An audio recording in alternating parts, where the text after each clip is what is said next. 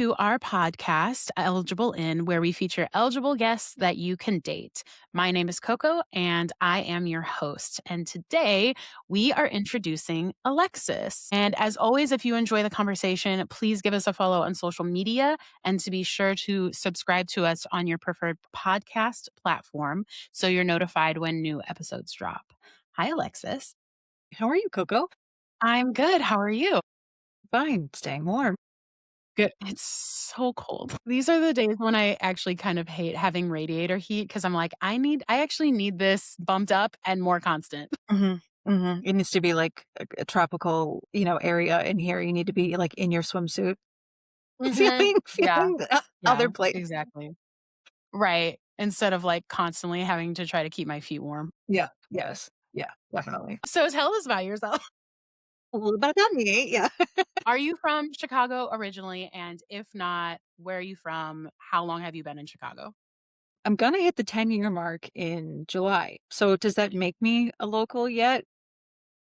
I think so. I think the 10-year mark is pretty solid time that you can say you're now from here. Yeah. I mean, it's felt like home since I moved here. I was born in Cleveland, raised in Michigan, went back to Cleveland for undergrad, and then came here right after school.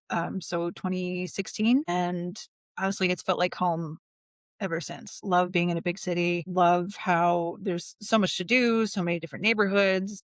It's multicultural. It's just like it just feels correct to be here. Yeah.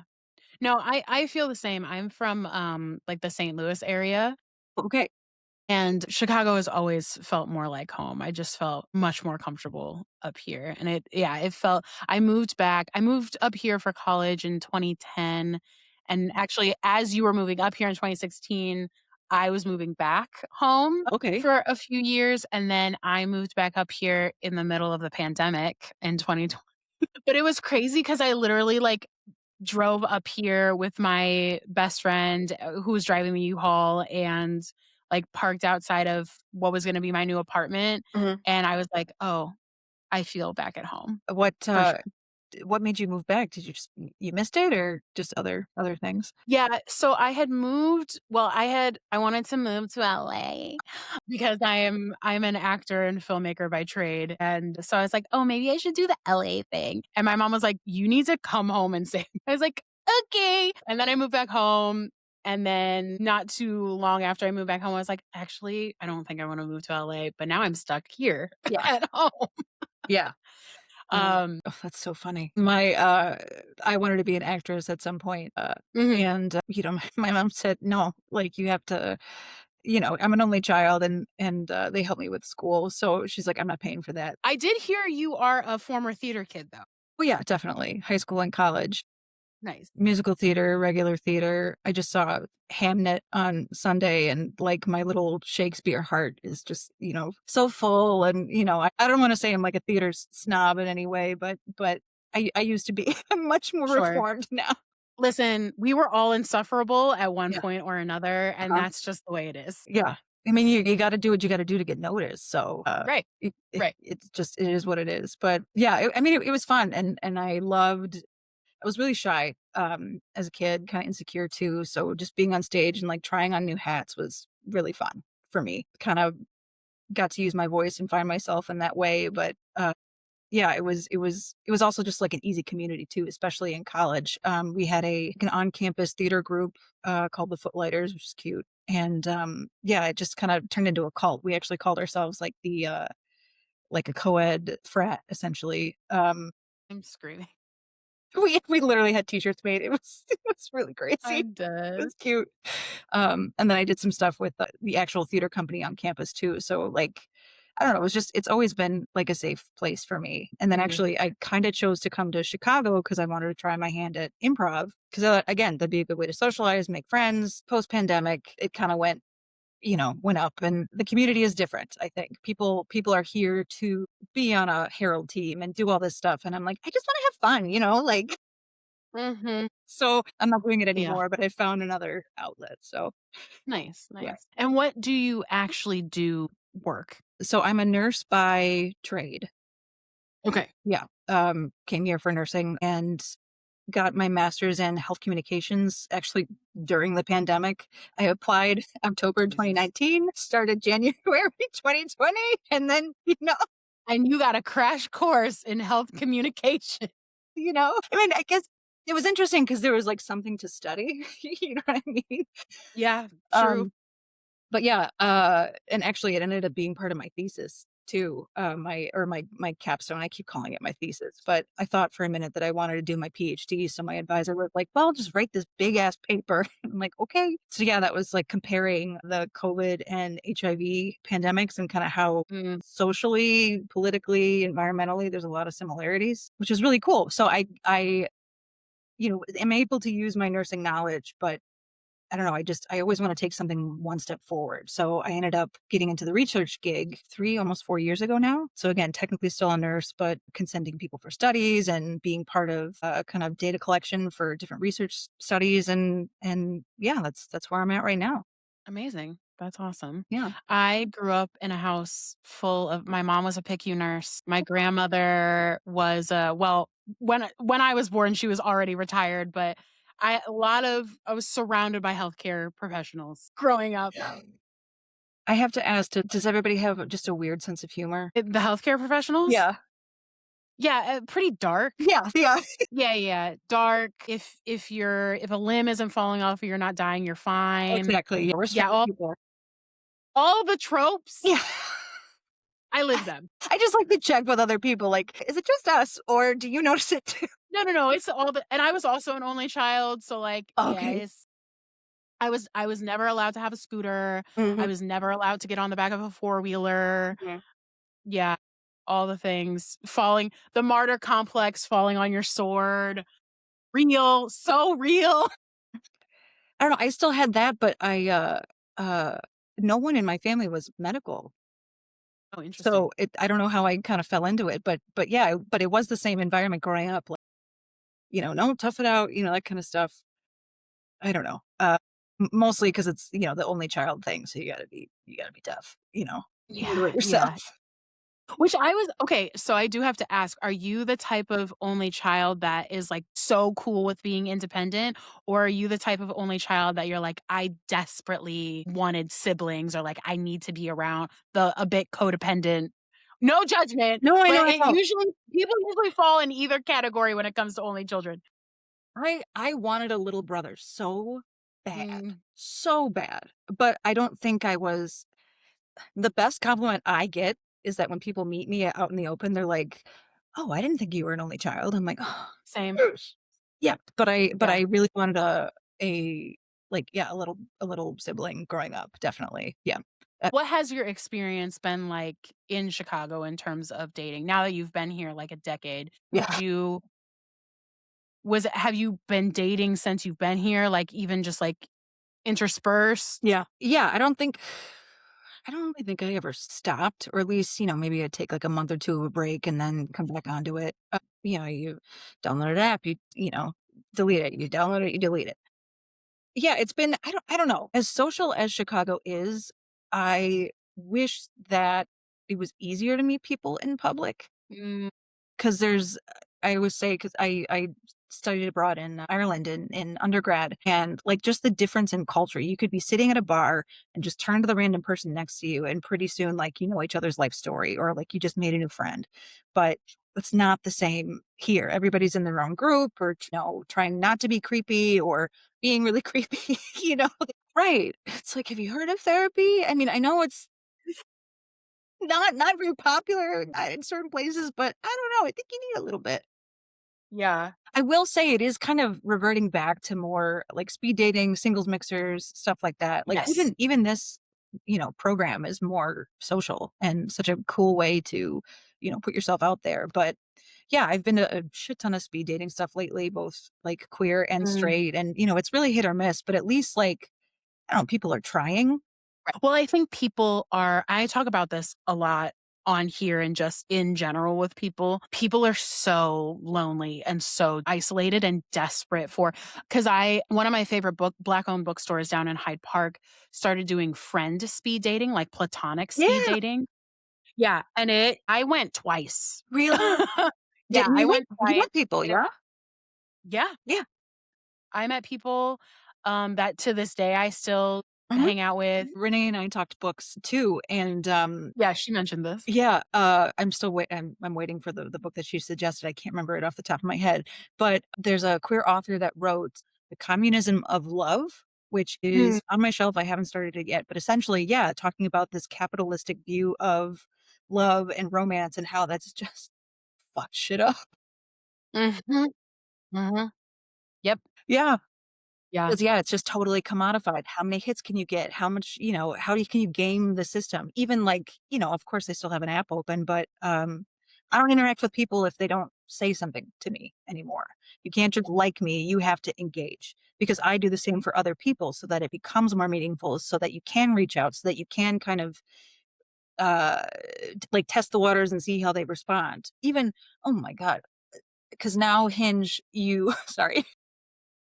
No, please, Yeah. please listen, this is your time. Talk about your dating experience. So you can set like a message like when you match with somebody, you could set like an automatic message, like, "Hey, I'm a workaholic," or "Hey, I have a dog. I hope that's okay," or something like that. Sure. One guy was like, "Hey, you're beautiful. I like this and this, and I hope we become intentional." And I literally said, like, "So you programmed your message to tell everybody you match with that they're beautiful?" Mhm.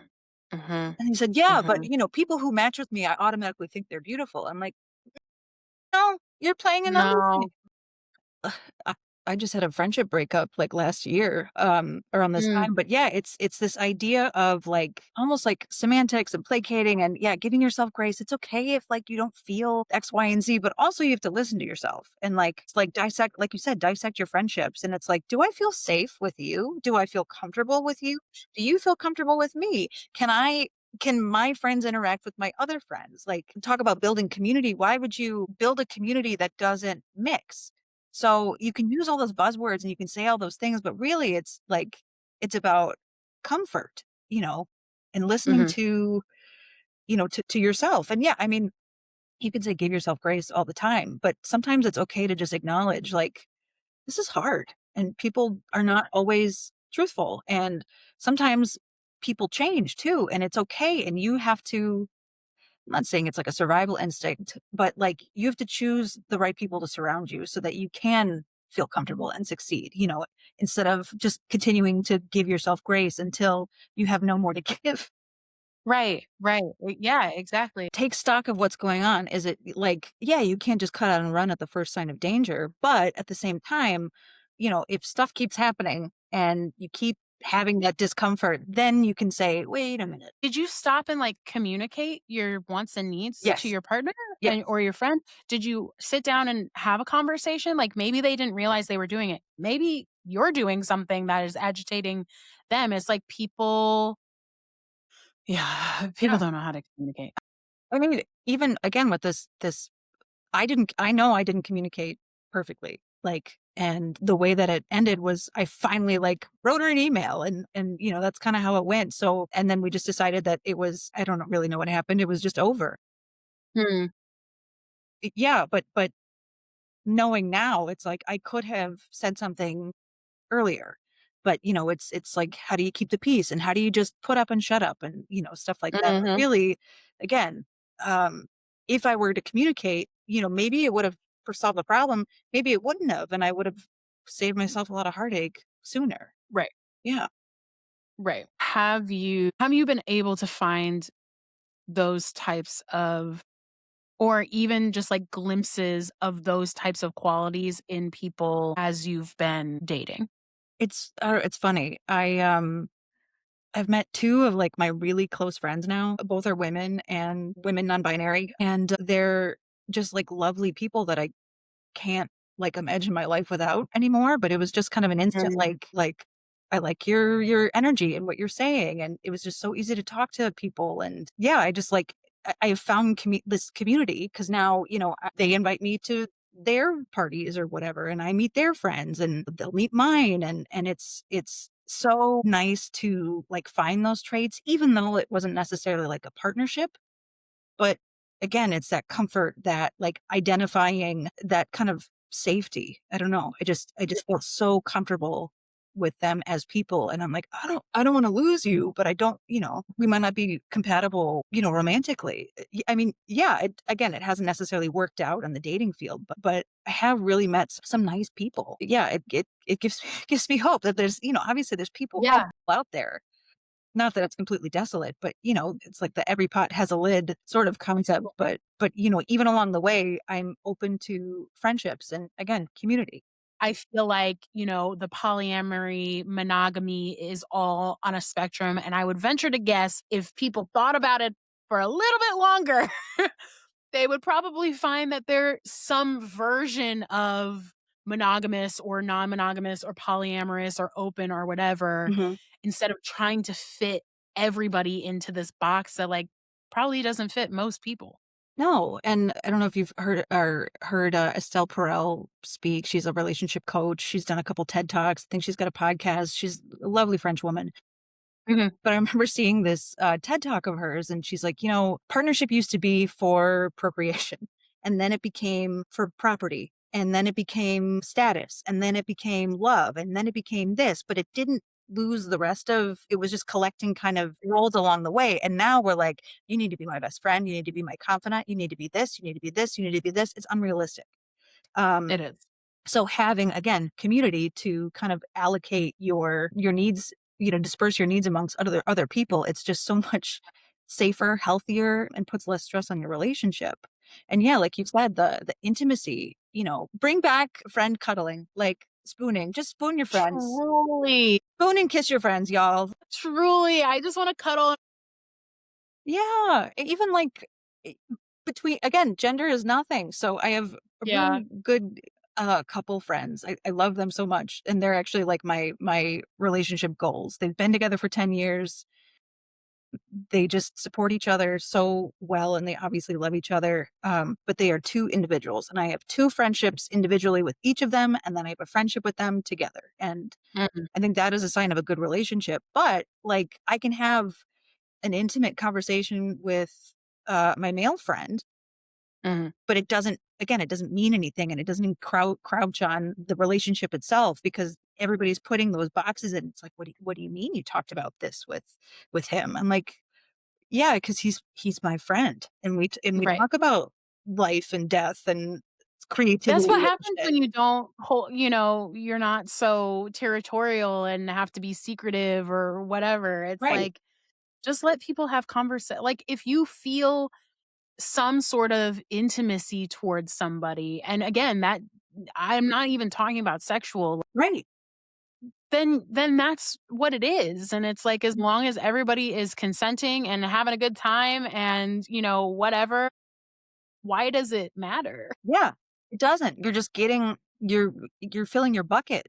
And like I Mhm. think that's what intimacy is. It's kind of that exchange, that sort of like recharging or just, another book that I'm thinking of. It Came from the Closet, which is a fantastic book about like queer essayists talking about horror movies. And somebody Mm. mentioned The Blob and how this monster like completely fuses with its victims. And like, isn't that the ultimate intimacy? Like, you just want to be like almost engulfed and one. And that's such a like a nice, safe, secure, warm feeling. It was, ugh, wouldn't recommend that. I mean, I would recommend that book a million times over. But yeah, and it's just this symbiosis that you don't get very often. So whether Mhm. that's sexual or platonic or whatever, like it's nice to feel like you should seek that more Yeah. often. Yeah, for sure. Mhm. So I know you were kind of talking about this couple who are also your friends and their goal. What qualities in there? I know you said they've been together for 10 years, but what other qualities do you see in them, or do you see in other relationships, or like do you just see for yourself that like you want in a partner? Yeah. Again, it's their independence from each other or like, in high school and even sometimes relationships that I see, here in Chicago, like it's kind of this expectation that we are one, we are coming together, like we become this unit. But really, again, it feels like codependency and almost like some people lose themselves in the relationship. And I am so guilty of that. Like, good Lord, I've run circles around people, just in trying to like either maintain the relationship or just morph myself into what they need. And it's fucking exhausting. But like, It harms yourself. right, right. So they are two entities, two like lovely human beings. They Mhm. have the same they come together, they love horror movies, they love different things. She's musical theater and she's taught him about it and, they kinda teach each other things all the time. But it's just this kind of transference of energy. When one's down, the other can pick them up. Nobody has to be at 100% all the time. And even if they're not at 100%, it's like, "Hey, I've got this to give right now. You can have this much, but I still need to keep this." And again, it's just about, like you said before, communication and talking about what you need, what's wrong, how we can improve on things. I'm not saying they have done that as like Yeah, exemplary, yeah, but yeah. but In general, yeah.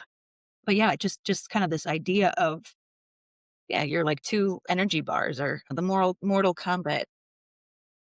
Well, it's like it's people in like, yeah, you're in a relationship, but it's like you are still two individual autonomous people Mhm. who may share similarities, but also may have things that you do differently. And it's like that's totally fine. And that's where like community can come in because like maybe your partner fucking hates Bridgerton, Right. but you love it. So, but you have friends that you do a watch party with them to watch Bridgerton. And like maybe you hate baseball and they love you know what I mean? It's like you The only yeah. thing we need to have common ground with is heated rivalry. Just putting that out there. But Okay. sorry, I'm so sorry. You can cut that if No, you want. I should have known. I just should have known. Sorry, queer girl is gonna talk about it. She's obsessed. Yeah, no. I have so many thoughts, Yeah, yeah, but that's a different podcast episode. it's fine. But again, we are two different people. We come together for certain things. We can make decisions together, but we are not. We are not a. I don't know. Like it's not like we're not a unit, but we can function apart. Exactly. You can function apart. Yeah, you're not gonna like be, fainting on the chaise lounge Right. because Right. your lover is off to war, and Right. by war means Goodness. work. Right. They just went to go get go get groceries. Well, who did Right. you see? I don't understand. Why did you leave me so? I don't know.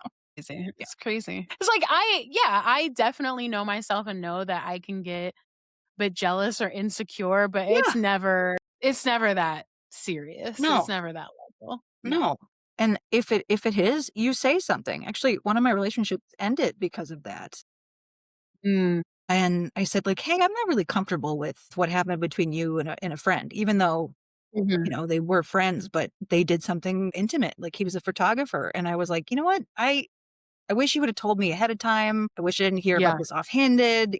All you had to do was communicate." But yeah, and I don't know, that's when things changed. So yeah, but I'm glad that I actually said something because then he got to make the decision whether or not that was okay with him, and it wasn't. So that was it. Yeah. What are things about you as a person, whether it's the nursing or musical theater or something else that we haven't talked about that you're really excited to potentially share with a partner? Yeah. Mm. Well, I don't know, I do not a lot of writing, but yes, I feel like I'm always working on like a project in my head, like expanding my master's capstone or, deep diving into this horror topic and Mm. watching movies or um, I've I just started getting into like live storytelling. Did a couple performances. One for the Moth, which was like a dream come I true was just for me. to Yeah. Literally, like growing up listening to the Moth Radio Hour and then being able to. I won the Story Slam, so it's a huge. Yeah, amazing. so I get to perform, again sometime in the future, which is just so cool. But I I don't know, like, I usually like, I'll send my mom my script or something, to work off of. She's always been kinda like the stage mom, coach sort of thing, so, we'll keep that relationship going. But really, like, I wanna share those things. Yeah, oh, good lord. Maybe not as bad as Mama Rose, but in the same wheelhouse. Yeah, exactly, just, she knows what it's supposed to look like, or she knows Sure. a lot, so I gotta listen. Yeah. Yeah. And she's right half the time, you know? Yeah. That's the thing about moms.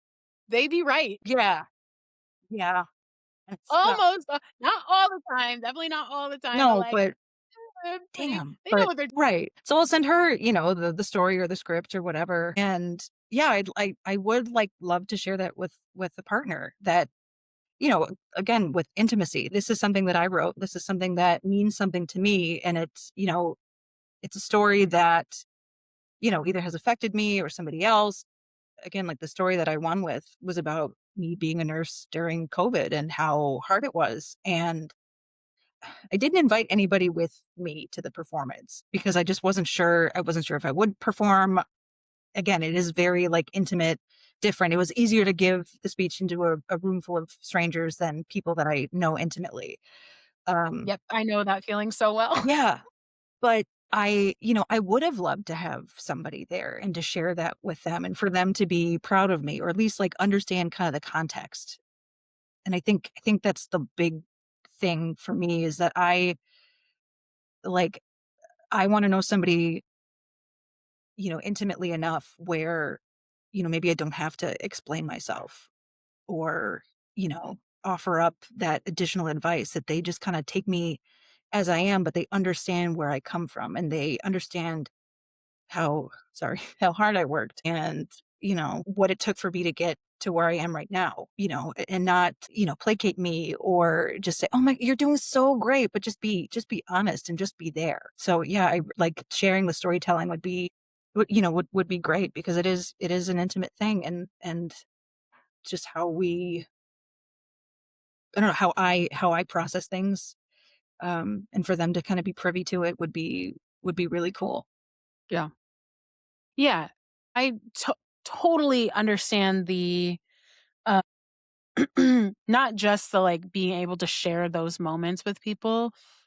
There's so many times when I've done a bunch of solo traveling across the world the past couple of years, and I've loved it. I Yeah. freaking love solo traveling, but there were definitely moments where I was like, "Man, I wish it just one person that I could, like, share this moment with, is so real." And also, as a Black queer woman, I also really understand the, like, not having to being in spaces or being around people where you don't have to explain yourself, you don't have to explain your experience, and I don't know if that is, like, something that resonates with you in terms of being queer, of, like, again, just, like, being in those spaces that feel safe Yeah. and where you don't always have to, like, explain everything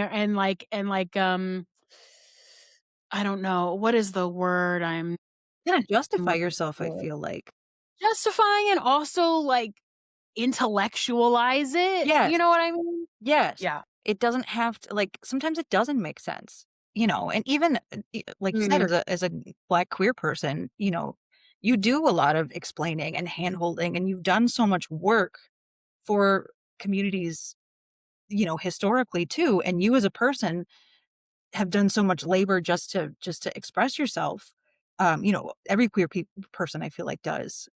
mm, Yeah, just to not have that burden of needing to explain yourself again or to, intellectualize it, make it make sense. It doesn't have to make sense. Just accept me here. And, so I don't have to do the work for you. Even I want to tell this, but I don't necessarily know if I want it shared, but I feel comfortable sure.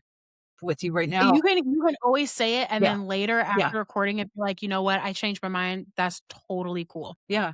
But it's not exactly as a queer person, like you said, but I have herpes, genital herpes type 1. So it's difficult to justify myself sometimes, especially in places where I feel like I'm not worthy or, trying to not waste people's time or, deal with my own self stigma or, telling people telling me that I'm dirty or that I'm not enough or then feeling that way. Again, it's not equated to like queerness or race directly, but I do experience a lot of stigma from some people. So yeah, it just somebody who just accepts it and essentially, that I don't have to give them the spiel. Well, it's type 1 and, we can't test for it in certain ways and I won't pass it unless I am expressing the actual thing and, yada, yada, Mm, yada. I want somebody who's willing to pick up a fucking book and do it themselves and just say, okay, let me figure this out. I'll come back and then I'll be on your wavelength, but not you putting in the work of like, oh, let me hold your hand, sweetie. Okay, we're going to have sex now. That kind of shit. It's like, I don't want to do more work than I have to. Yeah. For sure. Yeah, it's exhausting, especially when like it is just so easy to Google something, you know what I mean? Or, if you do need to ask clarifying questions, like it is just so easy. Like there's so many ways even without the internet to find that information. I mean, go into the fucking Planned Parenthood and they have a pamphlet. Right. They have a pamphlet. Right. Come on. Do some work, Yeah. which Yeah. I have been lucky enough to be with people who have, but Hmm. some people just don't understand. Or I remember this one guy, we went on 3 dates, had sex, and then after I said like, I think this isn't going anywhere, he goes, well, the herpes was a bummer. And it's like, okay, but you still, so what did it mean to you? It wasn't enough for you to stop. Right. Exactly. Or, if God forbid I had passed it to somebody, I'd be the fucking devil, I did this to you. But it's not a big deal. Or at least, Well, I think the thing is that, like, I feel like at this point, most people have some version of herpes. 60 to 80% of people globally. Right. Right. Right. Like, let's be so fucking for real. Like, people don't act like you're like more. We've all had unprotected sex. We've Right. all done Even risky stuff. half of us have fucking cold sores, and that's the Right. same thing. Right, It's the right, exact same exactly. thing. It's like I have the mononucleosis virus within me. I had mono in sophomore year. Anybody I've shared spit with Right. or fluids with, like, it just is, Yeah. like, And and it's honestly, I could have got it genetically. Like, we don't know anything about it. right, right. And there's so many medical advancements that, like, most of the stuff is treatable and is truly like a non-issue. And people, we can the education in Again. this country. Right. It's bullshit. But again, it's like it's up to you as the Yeah. perpetrator or whatever. You must educate the rest of us. I'm like, no, I don't want to. I'm done. Can I just Yeah. have it and be done? Right. Yeah. Right. Yeah. Yeah. Goodness. What a Thank time. you What a for time. obviously feel very safe talking to you, and yeah, it just felt Yeah, rough. no, oh, yeah, and thank you for sharing that. I mean, thank you for being vulnerable. I think that's the thing that people find on here is that they are able to well, the thing is, and I don't mean this in a derogatory way, people wanna talk about themselves. People want to be seen, like, people want to be heard and seen and witnessed. It is a very vulnerable thing to get on a camera, even if you're in your home and talk about relationships and dating and very vulnerable things, even if it doesn't include having herpes. Right. But yeah, I just think I'll never forget a friend of mine who is in graduate school but went to the same college as I. She just one day was like, "Gosh, you're so sincere." And not like she didn't mean that in a bad way. And I'm just like, Yeah. I don't know how else to be. Like, I don't know how else to be. Right. And like, if that scares the shit out of some people, fine. But like, I don't know how else to be. Right. Right. My mom said that once. She's like, how'd you learn that? Like, she was like, how do I talk to somebody about this? Like, it's like, what do you mean? How do you be empathetic? Like, so but yeah, it's just part of you, and you don't know how to turn it off. And sometimes it's fucking annoying. And Yeah. takes Yeah. energy out of you, but you It's can't help exhausting. being sincere and lovely. So yeah, but it's obviously it works because you're great at your Yeah. job. Thanks. Yeah. Thanks. Yeah, a weirdly new calling that I didn't know. Well, I have had people say a couple of times when I've, like, read passages and, like, of books and, like, shared it on my Instagram stories, people be like, "Oh my god, you should be a voice actor. Like, your voice is so soothing." And I was like, "Oh, I had no idea." So I Yeah. guess in a way, this is kind of fulfilling that, kind of. Yeah. And then, yeah, I'm a yapper, so I can talk to anybody about it. It helps. Doing great. Well, good. I'm glad that, you feel comfortable. I don't know if you want to talk more about your queerness or the journey into that. Do you think Don't have to. I don't wanna be like, "Tell me what how what was it like?"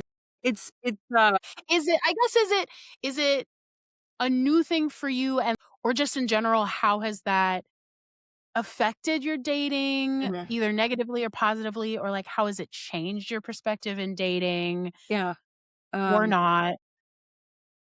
I don't know, I came out when I came to Chicago, Okay. and, I had traditionally dated, cis men, Nicole Byer is, like, the person I look to for the, like, queerness to idolize Mm, because she's like, okay. I'm just Nicole." And I'm like, "Yeah, I'm just Alexis," you know? Yeah, yeah.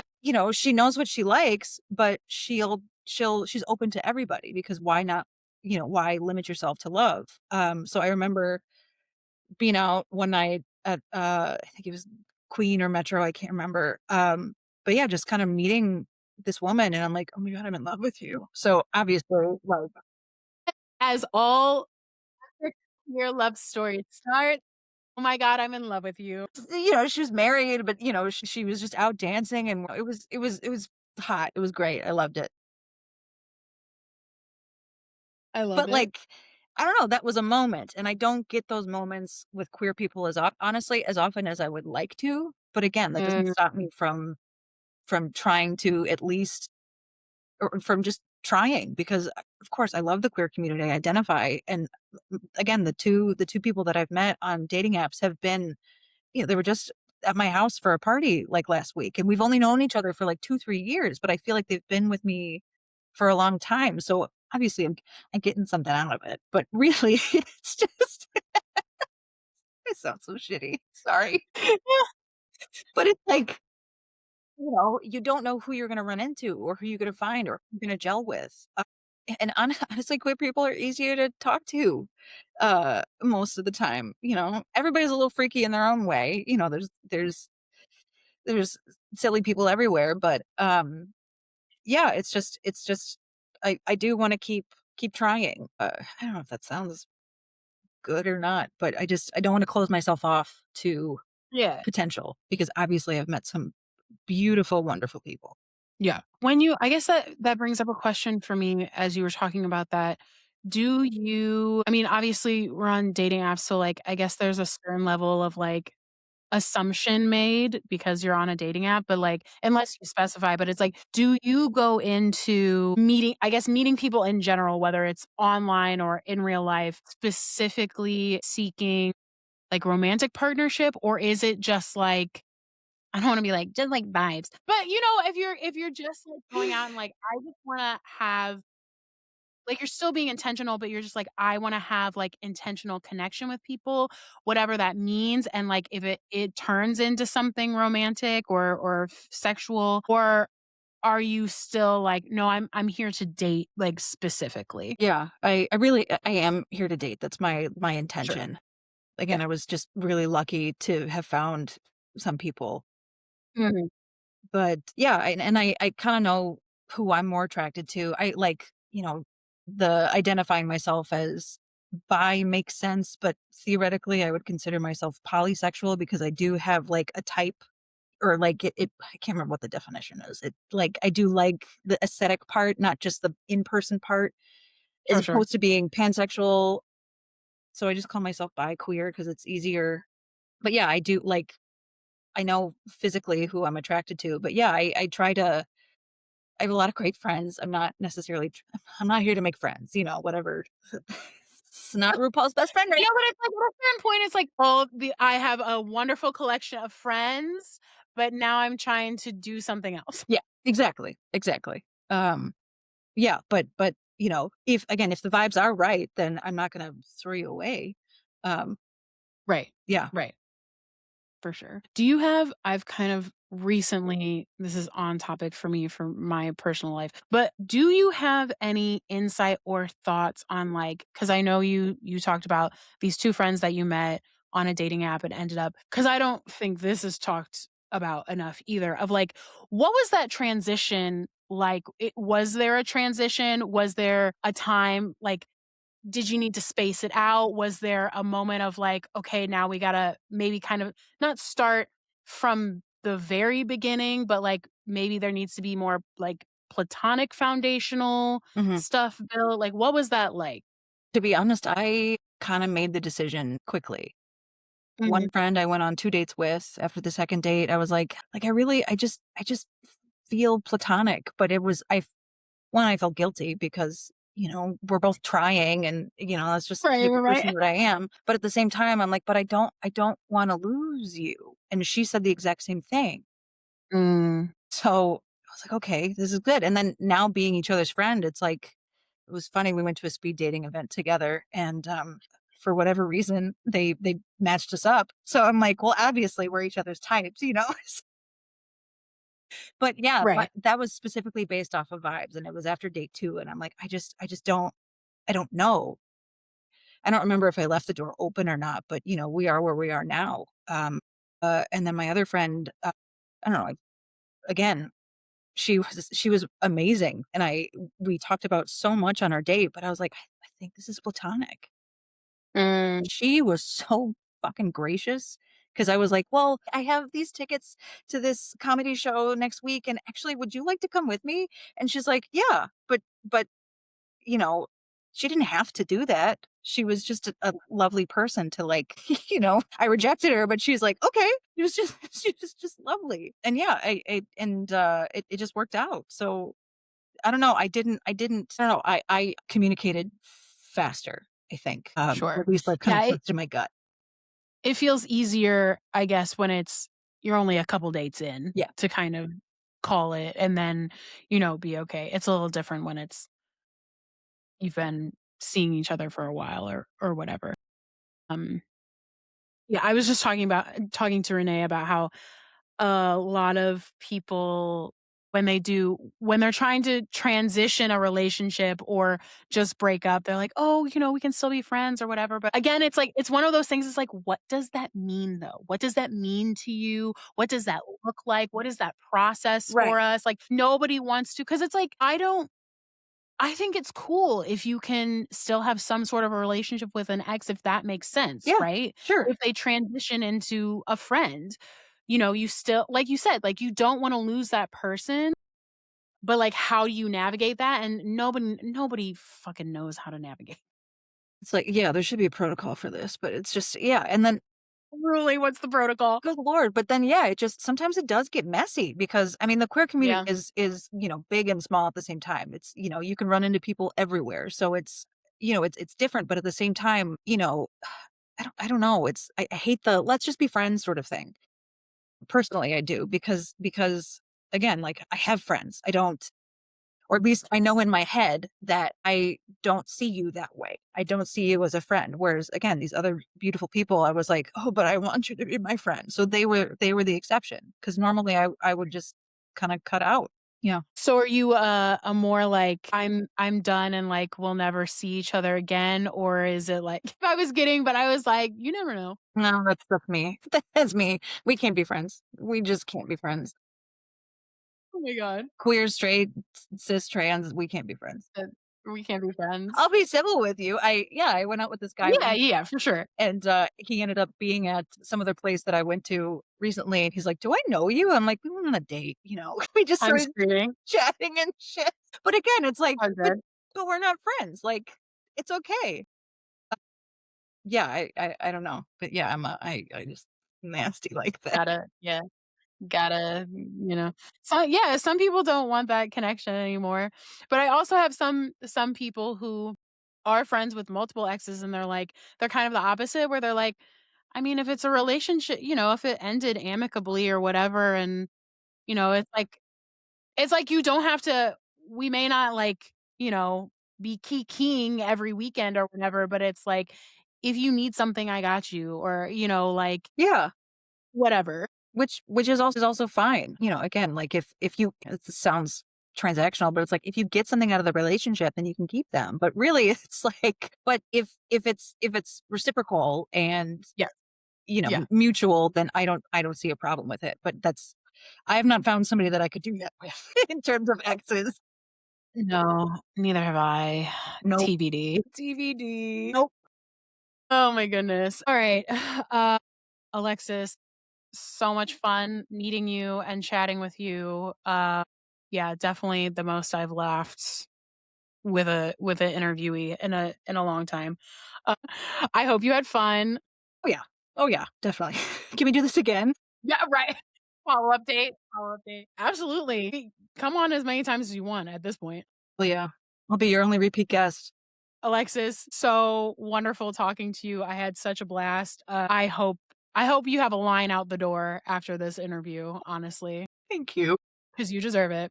So that was our guest, Alexis. Everybody, if you are interested, y'all know what to do. Check us out on eligibleit.com and reach out to us if you want to be our next guest or if you'd like to nominate a friend to be a guest. We'd love to have you on. And you can email us at hello@eligibleit.com.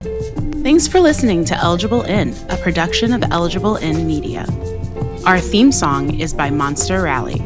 If you see someone you like on our show, or if you would like to nominate yourself or someone you love to be interviewed by us, please visit us at eligibleit.com for more information, including a link to subscribe to our newsletter, where you can stay up to date on our newest episodes, as well as exclusive features of our eligible people.